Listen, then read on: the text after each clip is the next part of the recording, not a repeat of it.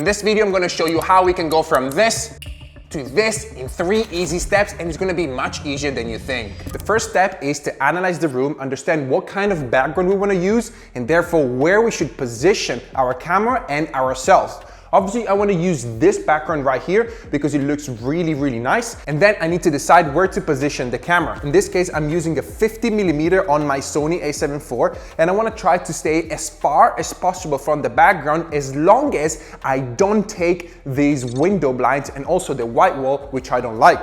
So I'm going to try to position my camera so that I take only the background that I want to use with this nice texture. And this looks just fine. Now I'm gonna go try and sit so that I can see whether I like what I see or not. I like the framing, and then we're gonna manage the lighting, because now it's gonna look really bad, but I don't really care about lighting now. I just wanna make sure that this looks good. Also, I can link my camera with my phone so that I can see right here what I'm doing and not only in the screen, especially in case you don't have a flip out screen.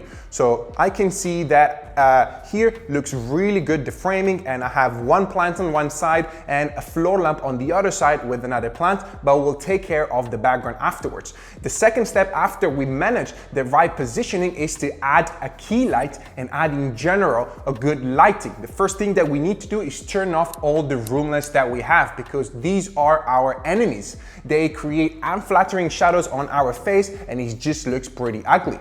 So we're gonna turn off this one, but first let me place the key light in the right position. Room lights create very unflattering shadows and they look horrible on your face. So it's much better to use a key light with a softbox. So let me take it. So this is the key light that I have. It's an FS60B/9 light with a 60cm softbox on top of it. In case you wanna learn more about the gear that I use and that I recommend, I'm gonna leave a link down below in the description where you can download an updated list. This is very small, it's only 60 watt, but it's perfect for creating a talking head shot. And it's gonna create an amazing light. Once again, I'm gonna place it 45 degrees on this corner right here. And then we're gonna turn it on and turn off also the room lights. So we're gonna position it right here. And then the next step is to turn off all the room lights. So let's do that. Now I'm gonna sit and just check the frame, check the brightness of my light compared to my camera settings. Right now, my camera settings are 1/50, f1.2 and ISO 100 with the white balance set to daylight to compensate my light, which is 5600 Kelvin at about 40% brightness. This looks great and it's already so much better than before, just because with the softbox, it really looks much nicer than with room lights. That's why we want to turn off all the time room lights.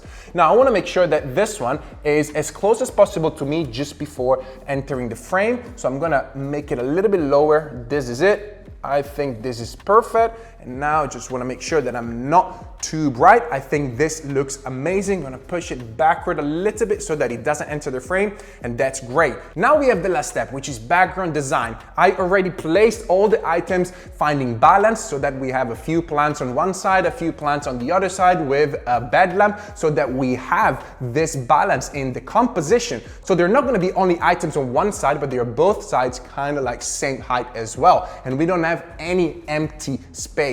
But then it's missing something because now it's extremely dark. So I want to go back and try to turn on all the lights that I have. So on this side right here, I have a tall floor lamp that I'm gonna now turn on. And then I have also another plant just underneath the floor lamp, and this is gonna look amazing. Then on the other side, I have another big plant, a small plant, on which I placed some fairy lights on top of it. Fairy lights are amazing to create a bouquet effect in your background. They're super cheap, about $1.50 in your local store, or probably like $5 or something like that. Then I have another small lamp right here that I'm gonna turn on right now. Just like that. And this is gonna create an amazing design with both sides illuminated. And then we're gonna go back, sit and check again how it looks. And this looks amazing. I am illuminated by my key light, which is incredibly soft, very flattering because of the softbox that I'm using. And then in the back, there are some practical lights. So there is a floor lamp, and then on the other side, there is a bed lamp and some fairy lights just right there in the corner. And obviously it's very cozy because of the sofa and the texture that we have in the background. Now there's one more thing that I want to do, and this is about adding an extra light to light up a bit the background, because I think like this looks amazing, but is a bit bright. So I'm just going to use another pocket light that I'm going to show you right now. This is a non-light Litalight 5C. It's a pocket light, super small, it's an RGB light, so I can put it at any color that I want, but in this case, I'm just using it at 2700 Kelvin, which is a warm white. So I'm gonna turn it on right here, and then I'm just gonna place it in the corner auto frame to illuminate one side of the background. And I think this looks great.